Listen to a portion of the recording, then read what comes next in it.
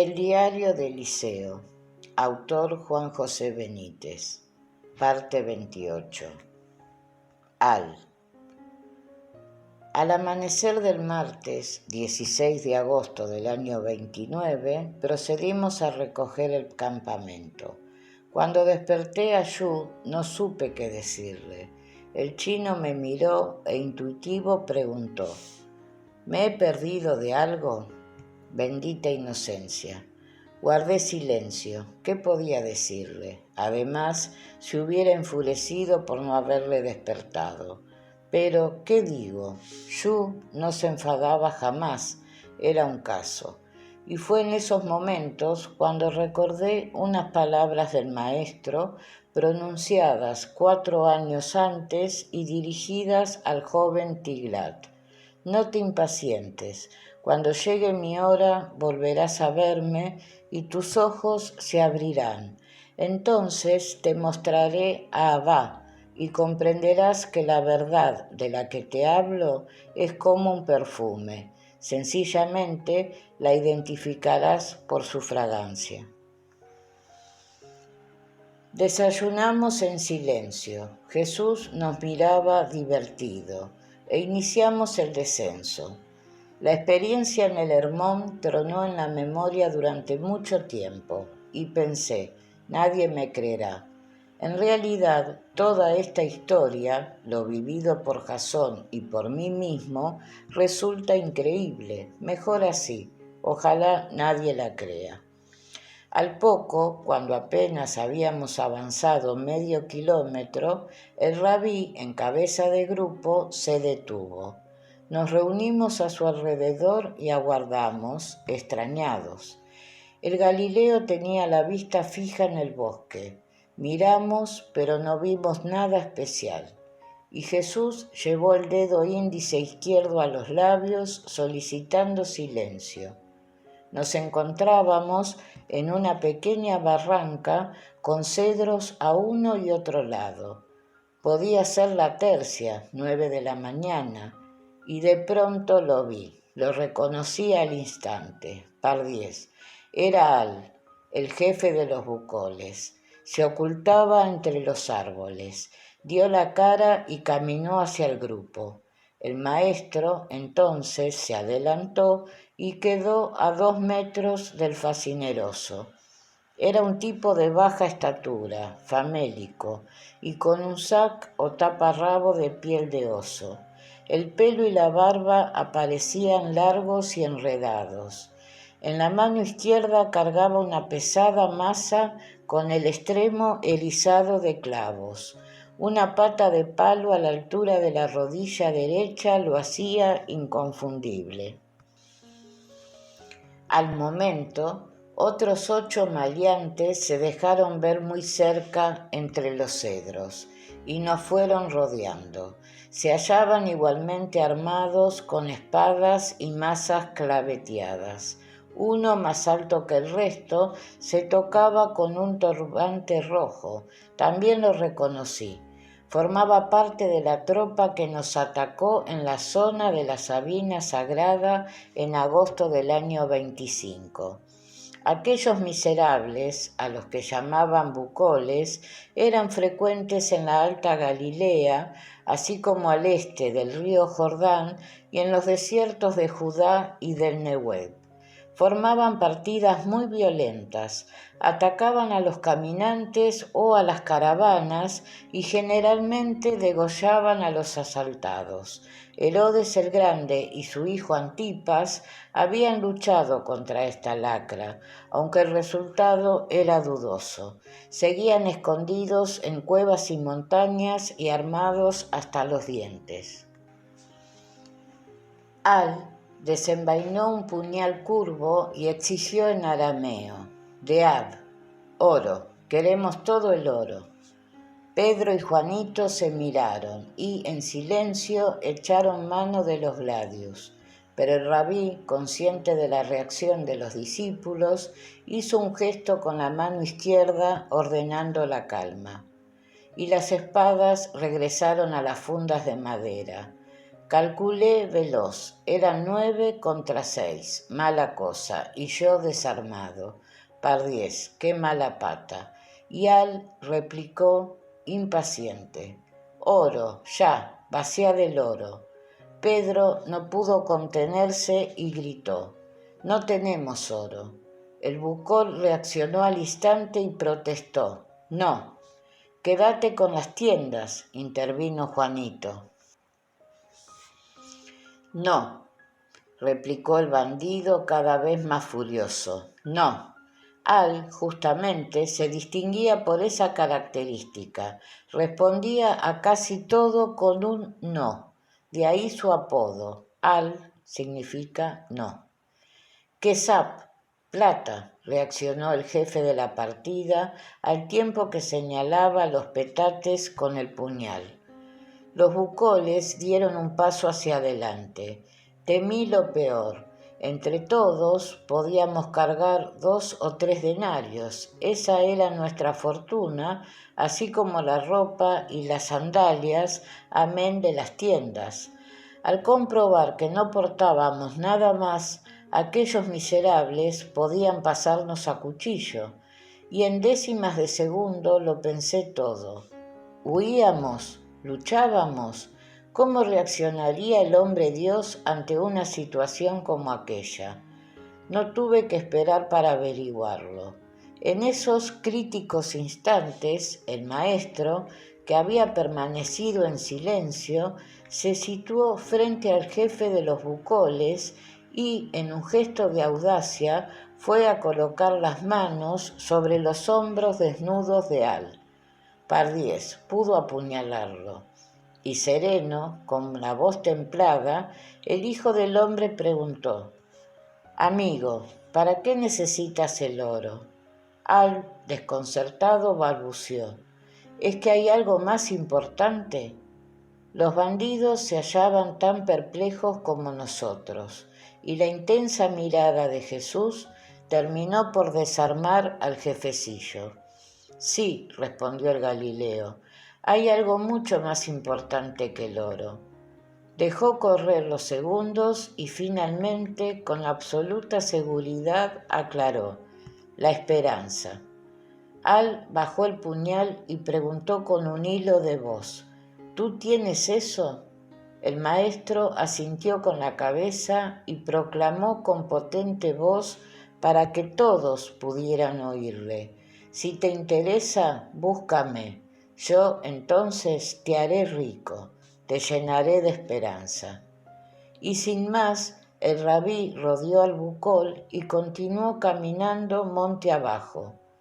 Al, confuso, hizo un gesto a sus hombres y los bandidos se retiraron. Nosotros corrimos tras el maestro. Yu sudaba, de puro miedo. Poco antes de alcanzar la sábina sagrada, Jesús se detuvo de nuevo y, ante el desconcierto general, ordenó que nadie dijera nada sobre lo ocurrido. Si lo deseáis, aclaró, hablad de ello cuando haya resucitado de entre los muertos. No supe a qué se refería. ¿Hablaba de la transfiguración o del encuentro con Al? Jacobo el soldado. Alcanzamos el árbol sagrado hacia la hora quinta, 11 de la mañana. ¡Qué extraño! Dejamos a 9 discípulos y una cabra y encontramos a 70 personas distribuidas en 3 grupos. En uno de ellos, sentados junto al río, sumé 50. Otro grupo lo formaban 10 hombres. Eran fariseos y escribas. Los reconocí por las ropas. Los íntimos se hallaban bajo la sabina. Conversaban. Al vernos, Andrés y Mateo Leví nos salieron al encuentro. El jefe de los discípulos, cosa rara, aparecía nervioso. Se retorcía las manos sin cesar. ¿Qué ocurría? Y Juan Zebedeo preguntó: ¿quién es esa gente? Andrés explicó que los santos y separados y los escribas procedían de Jerusalén. No sabía cómo llegaron hasta la Sabina. Al parecer no traían buenas intenciones. Llevaban allí desde esa misma mañana. El grupo más numeroso lo integraban familiares y amigos de un tal Jacobo, soldado al servicio del tetrarca de la Galilea y la Perea, Herodes Antipas. Habían viajado desde Tiberíades. Chuza, el administrador de Antipas y seguidor del maestro, les informó sobre nuestro paradero en Cesarea de Filipo. Allí preguntaron y, finalmente, localizaron a los discípulos. Habían llegado al árbol sagrado en la mañana del día anterior.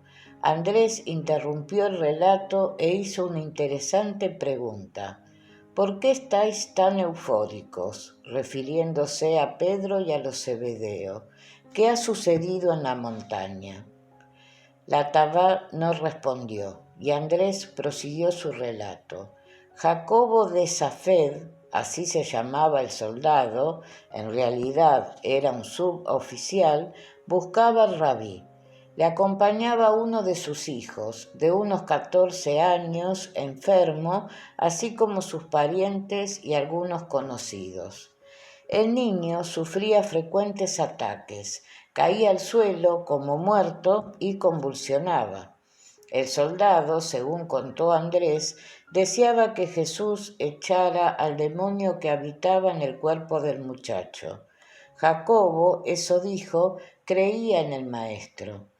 La historia se repite, pensé, pero no, había algo más, y el jefe de los íntimos siguió contando.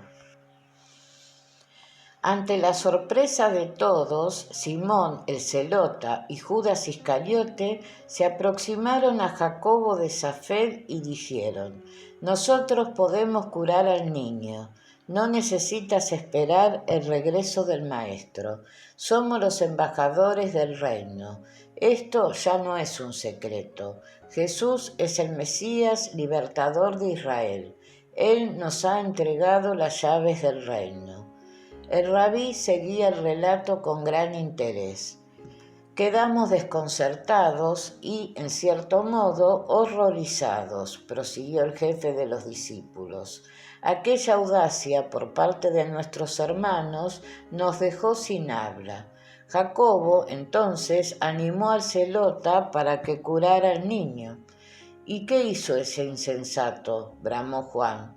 Colocó la mano izquierda sobre la cabeza del jovencito, explicó Andrés, le miró fijamente a los ojos y gritó: «Sal de él, espíritu inmundo, en nombre de Jesús, obedece». La Tabá, en efecto, estaba pasmada, y según Andrés, en esos momentos el niño sufrió un ataque. Por la descripción, una crisis de epilepsia. Cayó al suelo, rígido como una tabla, con fuertes convulsiones y arrojando espuma por la boca. «¿Y qué pasó?», intervino Pedro con gran desazón. «Los fariseos y escribas se burlaron de nosotros». «Hijos de puta», masculló Juanito a espaldas del rabí. Entonces los santos y separados, continuó Andrés, hablaron con Jacobo, el padre del niño, y le recomendaron los remedios habituales contra el mal sagrado. Andrés hablaba de las supersticiosas medidas ideadas por Hipócrates de Quíos contra la epilepsia. A saber, beber agua en el cráneo de un hombre muerto pero no quemado, beber sangre de un gladiador degollado, beber 5 gotas de sangre extraídas del dedo gordo del pie, a ser posible del izquierdo, evitar las relaciones sexuales, no asomarse a los precipicios y practicar una incisión en el cuero cabelludo, entre otras. Y Juanito prosiguió con sus maldiciones. «Hablamos entre nosotros», aclaró Andrés, «e incluso rezamos. ¿Cómo podíamos sacar al demonio de aquel pobre niño? Entonces fui yo el que tomó la iniciativa. Me acerqué al muchacho y ordené al diablo que se fuera. Fracasé. Me dirigí a Jacobo de Safed y le dije, quizás este tipo de demonio no desaparece tan fácilmente, salvo que lo ordene personalmente el maestro. ¿Y qué sucedió?, se interesó Pedro. Nada, Jacobo dijo que esperaría el regreso de Jesús. Nosotros nos sentamos bajo el árbol, humillados y desconcertados. Y en esas aparecimos nosotros. Por supuesto, Jacobo, el suboficial de Antipas, se apresuró a acercarse a la sabina sagrada. El sol se hallaba en lo más alto, el cielo aparecía azul e infinito, y el hombre, al reconocer a Jesús, se arrodilló a sus pies e imploró: Maestro, tengo un hijo que está poseído por un espíritu maligno. Este espíritu inmundo lo posee y lo arroja al agua y al fuego. Mi hijo se está consumiendo. Su vida es peor que la muerte. Su madre y yo tenemos el espíritu quebrantado. Ayer al mediodía encontré a tus discípulos. Ellos trataron de echar al demonio, pero no fueron capaces. Por favor, Rabí, ¿podrás hacerlo? ¿Podrás curar a mi hijo? El Galileo levantó al soldado y miró a sus discípulos en silencio. Todos bajaron los ojos. Oh, generación incrédula, manifestó el Galileo, ¿hasta cuándo tendré paciencia con vosotros? ¿Cuándo aprenderéis que las obras de la fe no surgen de la duda? Jesús, entonces, pidió a Jacobo que trajera al niño. El muchacho, pálido y delgadísimo, miró al rabí con temor y se abrazó a su padre. Era un niño rubio, con unos ojos azules oceánicos. ¿Cuánto tiempo hace que está enfermo?, preguntó el Galileo. Desde muy niño, replicó Jacobo de Safed. Y, asombrosamente, mientras hablaban, el pequeño lanzó un desgarrador grito y cayó a tierra. Todos retrocedimos espantados. Solo el maestro y Jacobo permanecieron inmóviles. El niño parecía muerto. Después empezaron las convulsiones en brazos y piernas. Los ojos giraron hacia arriba y la boca se llenó de espuma, y el vientre empezó a agitarse con movimientos incontrolados. Le oí gruñir y gemir. Después se orinó. Miré al maestro. Estaba pálido. 2 de los fariseos se acercaron al epiléptico y le escupieron. Después se retiraron y llegaron otros 3. Repitieron la operación y dejaron paso a otros 2 santos y separados. Volvieron a lanzar sendos salivazos y retrocedieron. Por último, los 3 escribas llegaron hasta el niño y escupieron con rabia. Era la tradición entre las castas sacerdotales. Ellos creían realmente que el epiléptico era un poseído. Al cabo de 1 minuto, la crisis remitió y el pequeño quedó en el suelo desmadejado. El padre, entonces, volvió a arrojarse a los pies del rabí, suplicando que curase a su hijo. El maestro levantó al afligido soldado y le dijo: No dudes del poder amoroso del Padre Azul. Para el que cree de verdad, todo es posible. Y Jacobo de Safed replicó: Señor, ayúdame en mi incredulidad. Jesús se inclinó sobre el muchacho, lo tomó por un brazo y lo ayudó a levantarse. El pequeño sudaba, parecía no recordar nada, y entregándoselo al padre exclamó: Seguid vuestro camino, el Padre Azul ha concedido tu deseo. Fue instantáneo. Todo se volvió azul como tantas veces, hasta el silencio era azul. Miré a lo alto, pero no vi el disco solar, solo aquella luminosidad azul como una niebla cerrada e inmóvil. Quedamos espantados. Después, tras 4 o 5 segundos, todo recuperó los colores habituales, y bajo la sabina sagrada se propagó un intenso perfume a jazmín, la esencia de la misericordia según Jasón. Los fariseos y escribas estaban mudos y pálidos, y de inmediato recogieron sus cosas y huyeron a la carrera, gritando algo sobre Belcebú. El maestro hizo un gesto a Andrés y el campamento fue desmantelado. Minutos después, hacia la 7:00, 1 de la tarde, marchábamos hacia Cesarea de Filipo. Esa noche, en la casa de Celsus, el Hijo del Hombre reprendió cariñosamente a los íntimos. Fracasasteis, les dijo, porque vuestra intención no era limpia, deseabas quedar bien ante los hombres. A continuación, pronunció otras palabras históricas. El Hijo del Hombre emprende ahora la última fase de su encarnación. Grabad bien estas palabras en vuestros corazones. Se acerca la gran prueba. En breve seré entregado a los hombres que buscan mi destrucción. Hizo una pausa y continuó. Me darán muerte, pero resucitaré. Al retirarse a descansar, los íntimos aparecían tristes y desolados. No comprendían. Pedro y los zebedeos, sobre todo, eran los más afectados. Habían visto al Maestro radiante, en plena gloria. ¿Cómo podía anunciar que sus enemigos lo destruirían? Yu estaba igualmente confuso. Esa noche, al conectar con Santa Claus, recibí puntual información sobre la posible enfermedad sufrida por el hijo de Jacobo de Safed.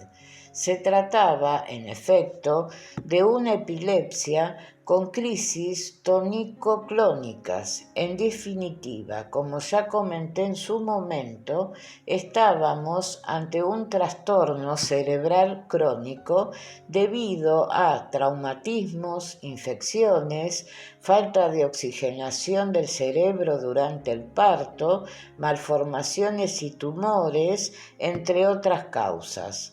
Cualquiera de estos factores puede provocar una descarga incontrolada y brusca de determinados grupos de neuronas cerebrales.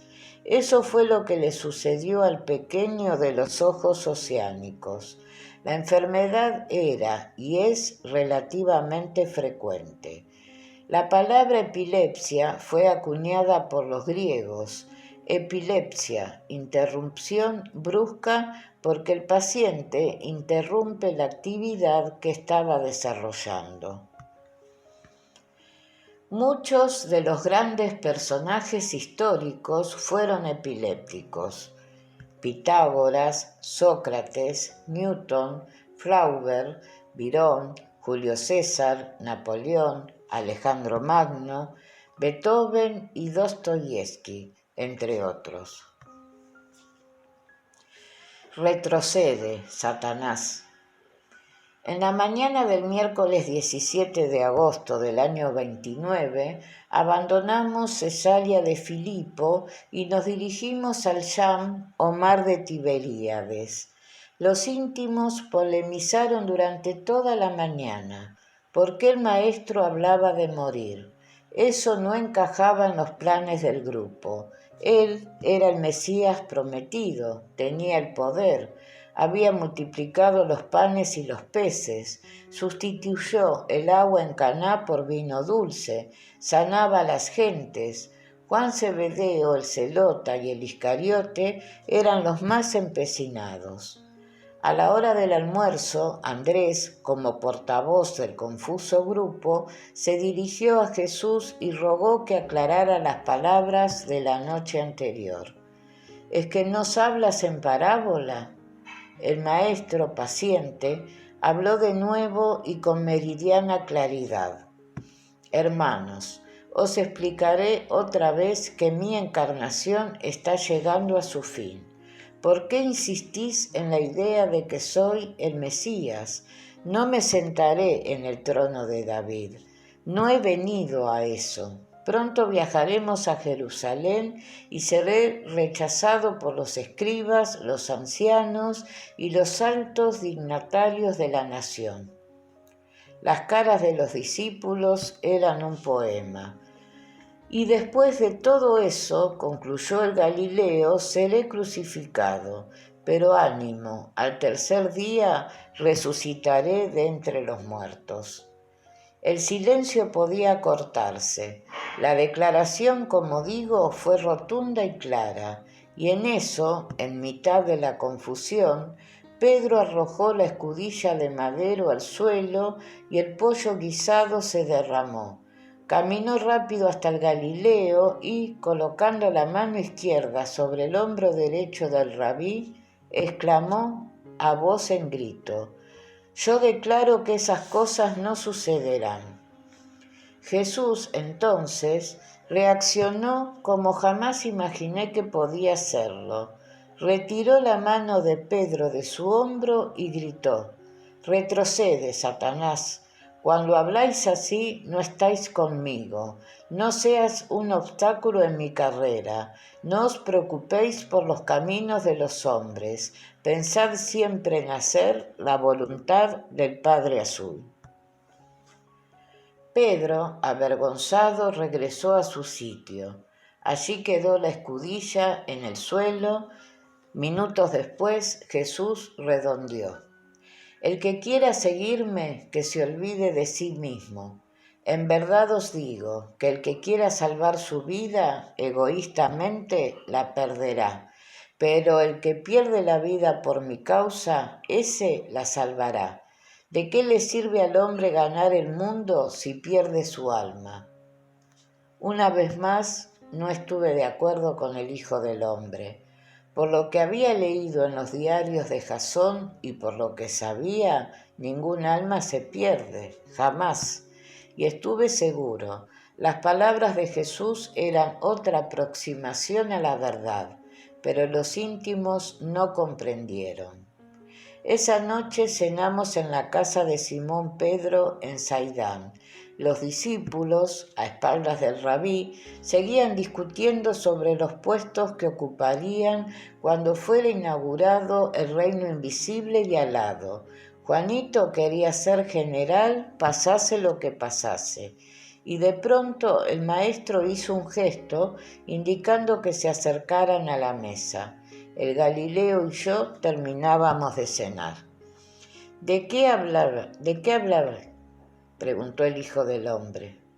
Los íntimos enmudecieron y algunos bajaron las cabezas. El rabí, entonces, leyendo en sus mentes, tomó a uno de los hijos pequeños de Pedro y lo sentó en sus rodillas, acarició los cabellos del niño y declaró: «En verdad os digo que si no os hacéis como esta criatura, poco progreso haréis en el reino invisible y alado. El que se humille y se haga como este pequeño, será el más grande en el reino. Si queréis ser los primeros en el reino, servid primero a vuestros hermanos». Esa misma noche, por consejo de David Zebedeo, los discípulos embarcaron en 2 lanchas y partieron hacia el sur costeando. La orden de captura del maestro seguía en vigor. Era mejor no arriesgar. Felipe y los gemelos marcharían al día siguiente, con las provisiones y las tiendas en un reda cubierto. Yo me fui con la segunda lancha. Se llamaba El sol sale para todos. ¿Qué nuevas aventuras nos deparaba el destino? Zapar. Desembarcamos cerca de la desembocadura del río Canaf, en la orilla oriental del lago y a poco más de 1 hora de Saidán. Allí esperamos el alba. Llegó violeta y maravillosamente puntual. Después caminamos por los senderos habituales, bordeamos las lagunas y terminamos en la gran pradera, al pie de la familia de los cipreses religiosos, el tranquilo paisaje en el que tuvo lugar la multiplicación de los panes y los peces. Al día siguiente llegó el Reda cubierto con los 11 evangelistas, los gemelos y Felipe el intendente. Ese mismo jueves, 18 de agosto del año 29, se presentaron en la pradera unos 100 seguidores y David Zebedeo con su equipo de corredores. Andrés, en estrecha colaboración con Mateo Leví, Tomás y Judas Iscariote, perfilaron la siguiente gira por la Decápolis y parte de la Perea, territorios en los que en principio no tenían por qué surgir conflictos. El Sanedrín no podía perseguirlos en dichas regiones.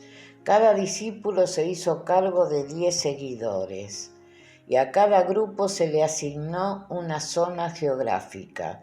Las mujeres, Felipe y los gemelos permanecerían con el maestro. David Zebedeo y sus correos, como siempre, se moverían de un lado para otro llevando mensajes, dinero o lo que fuera necesario. Los 9 grupos predicarían la buena nueva y retornarían a la gran pradera a mediados del mes de septiembre. El plan contemplaba que Jesús visitaría a los grupos de forma progresiva. Fue otra interesante aventura. El Galileo y su gente recorrieron más de 650 kilómetros y visitaron del orden de 35 pueblos y ciudades. No hubo curaciones o prodigios que yo sepa. Bueno, lo sucedido en Safón no sé cómo calificarlo. Ocurrió el 24 de agosto, miércoles, pero debo ir paso a paso. 3 días antes, 21 de agosto, domingo, cuando preparábamos la cena de cumpleaños del rabí en el meandro Omega, uno de los seguidores del maestro, de nombre Sapar, escriba, tuvo la mala suerte de herirse el pie derecho cuando cortaba leña para la cocina de campaña. Por cierto, aquel sería el 35 y último aniversario de Jesús de Nazaret. Sapar era un hombre curioso. Medía 1,90 m, era negro como el carbón, sonreía continuamente y disfrutaba de una voz de trueno. Podía tener 30 años. La herida fue profunda. Felipe lo trató de inmediato, limpió la brecha y aplicó una infusión de jingo. Las hojas procedían de su lejana y querida China, pero el pie empeoró. Esa noche cantamos y felicitamos al rabí. Felipe preparó cordero asado y budín de zanahorias, mantequilla, pan deshecho en leche, miel, frutas secas, jugo de limón, harina tamizada, canela molida, sal, vino tinto dulce, pasas sin semillas, zanahorias crudas y nueces machacadas. Jesús repitió el postre y se chupó los dedos, como yo. Felipe se ganó un gran aplauso. Percibí cierta sombra de tristeza en el bronceado rostro del Galileo. Sus ojos, color miel, se humedecieron en algún momento. Él sabía que aquel era su último cumpleaños. En poco más de 8 meses sería crucificado. La muerte del maestro, como se recordará, se registró el 7 de abril del año 30. El pobre Sapar pasó la noche sudando, con fiebre alta y con intensos dolores, y lo que temíamos ocurrió.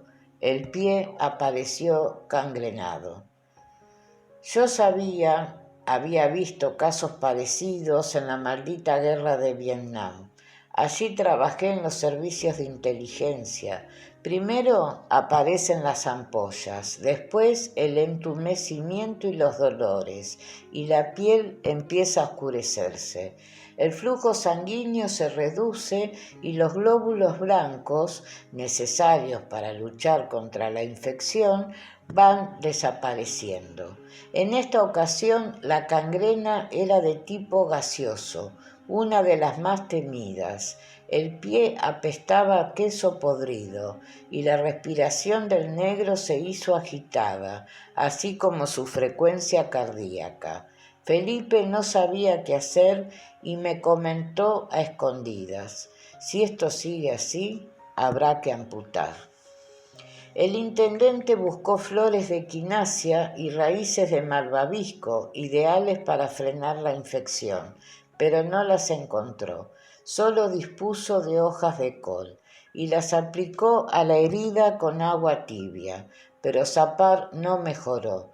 La mionecrosis progresiva siguió conquistando el pie y la pierna del fiel seguidor del rabí. Fue trasladado en el Reda hasta un pueblo llamado Safón. Allí nos detuvimos. Allí se encontraban el Iscariote y los suyos, y acampamos con ellos. Jesús supo lo del accidente del negro y lo visitó en el carro. Observó la herida e intercambió una preocupante mirada con Felipe. Ambos sabían que aquello no tenía buena pinta. Pero el maestro se limitó a secar el sudor de Sapar y a intentar levantar el ánimo del evangelista. Por un momento pensé que lo curaría, pero no. Safón era un pueblo de la Perea, próximo a la Decápolis, casi una aldea repleto de moscas, casas de barro rojo y gordos, muchos gordos. Nunca había visto cosa igual. Es decir, nada importante. El Iscariote y sus evangelistas predicaban por la mañana con escaso acierto, para ser sincero, y Jesús conversaba con ellos al atardecer. Nada nuevo, pero en la noche de ese 24 de agosto, miércoles, como decía, sucedió algo que no sé cómo calificar. El campamento se encontraba cerca de un río breve, más allá era puro campo. Bien entrada la noche decidí acostarme.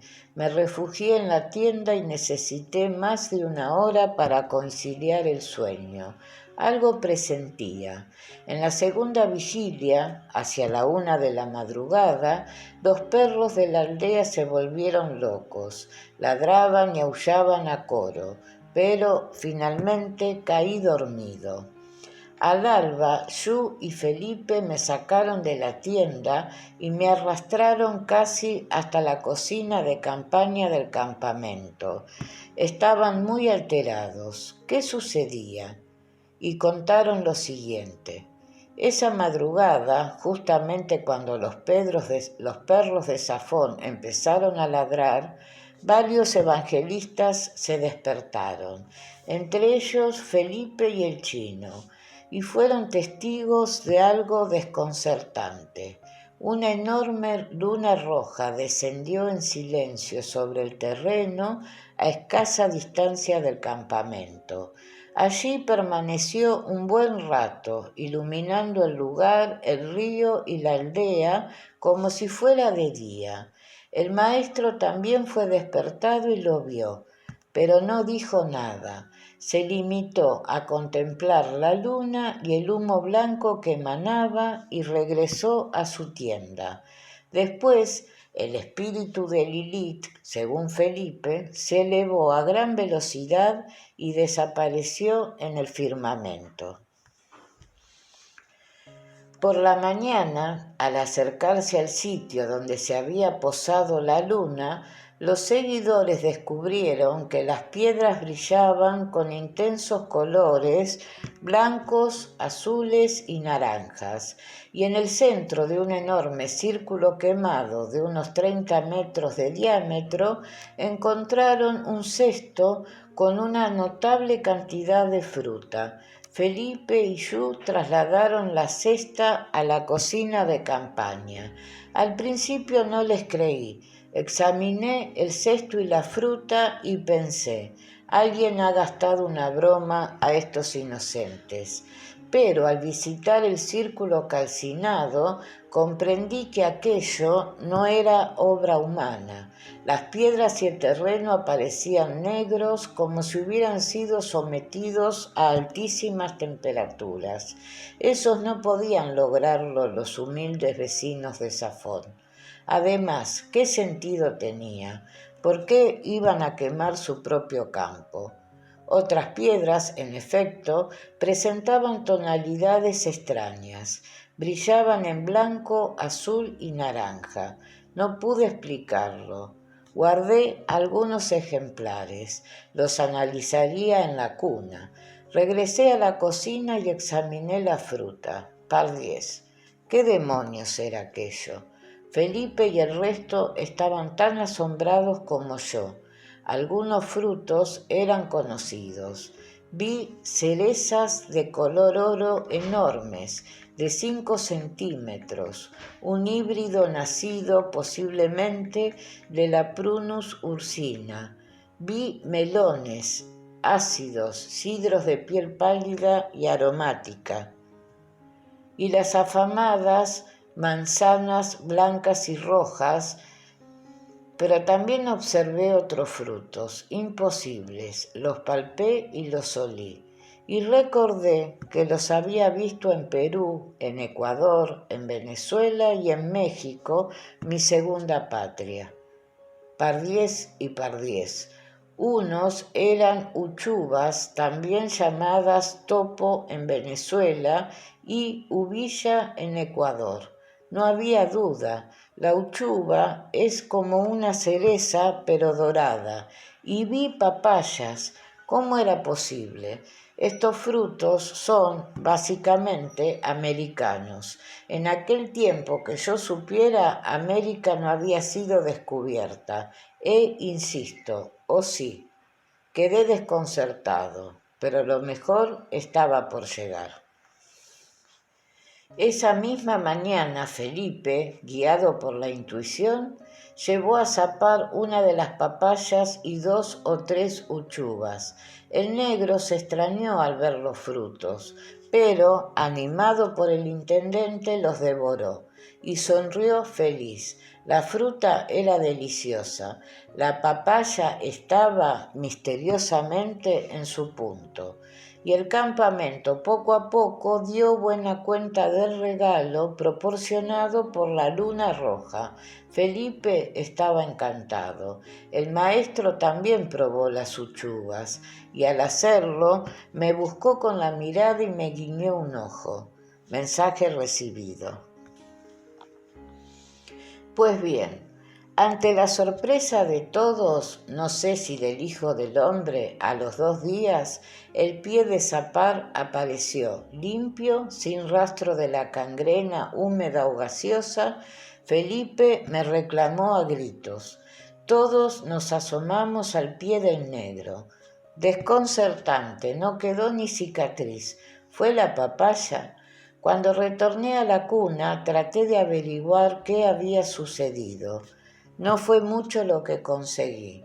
La papaya es un fruto que contiene un látex con una enzima llamada papaína, ideal como diurético. La uchuva, rica en vitamina C, purifica la sangre. ¿Fue esto lo que eliminó la infección? Me pareció raro. Tenía que haber algo más. Lo importante, sin embargo, es que el evangelista de la voz de trueno había recuperado la salud y el optimismo. Par 10. Él no sabía lo que le reservaba el destino, pero no debo adelantar los acontecimientos.